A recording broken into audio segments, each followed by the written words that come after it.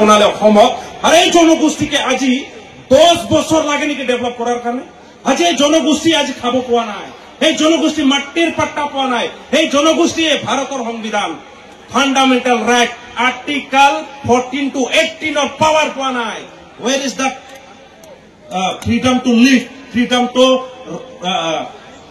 to express our feelings and our grievance একো দিয়া নাই তেতিয়াহ'লে অসম চৰকাৰ তথা বৰ্তমানৰ বিজেপি চৰকাৰ কি কথা ক'লে এইবিলাক টোটালি মিছলীয়া আছিল না তেখেতসকলে মিছা কৈ ভাল পায় না তেখেতসকল প্ৰিন্সিপালে হয় মিছা কোৱা কওকচোন বুজাই দিব এটোৰ কাৰণে সন্মানীয় হেমন্ত বিশ্ব শৰ্মা ডাঙৰে ক'ব খোজো আপুনি কাষ্ট সাৰ্টিফিকেটও ক্লিয়াৰ নকৰিলে মাটিৰ পাট্টাও নিদিলে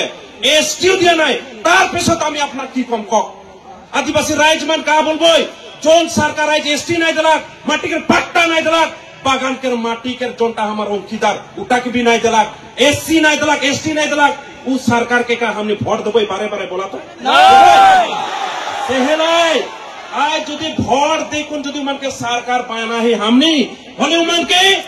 गाड़ियाक भी अधिकार है उमन के बोलेक भी अधिकार है और उमान आज हमने के जैत लाई যদি काम नहीं कर पाए उरकम एमएलए एमपी हमने के दरकार भी ना के कारण आज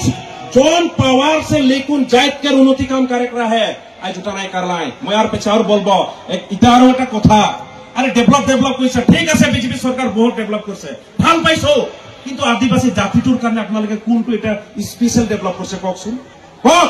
আজি ভাৰতৰ সংবিধানৰ মতে অসমত থকা উৰা মুণ্ডা সান্তাল খাড়িয়া উড়িয়া গড় কোনো প্ৰটেকশনত নাই আজি কুকুৰ মিকুৰৰ নিচিনা আমি থাকি আছো আজি আমাৰ ঘৰটো আমি ইটো বাগানৰ ঘৰ ইটো আমাৰ ঘৰ বুলি আমি ক'ব নোৱাৰো কিয় why আজি ভাৰত স্বাধীন হৈ যোৱাৰ 75 ইয়াৰ্স হৈ গ'ল ইমান বছৰ লাগে নেকি এটা কাম কৰাৰ কাৰণে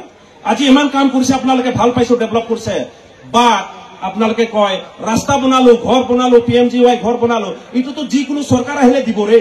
ৰেশন চাউল দিছে ইটো কি আপোনালোকে মাত্ৰ দিছে নেকি ইটো তো যিকোনো চৰকাৰ আহিলে ৰেশন চাউল পাম আপোনালোকে স্পেশাল